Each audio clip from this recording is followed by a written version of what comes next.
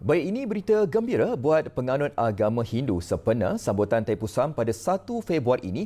Keretapi Tanah Melayu Berhad KTMB menawarkan perkhidmatan komuter percuma di Lembah Kelang selama 2 hari dengan operasi khas tanpa henti selama 4 hari.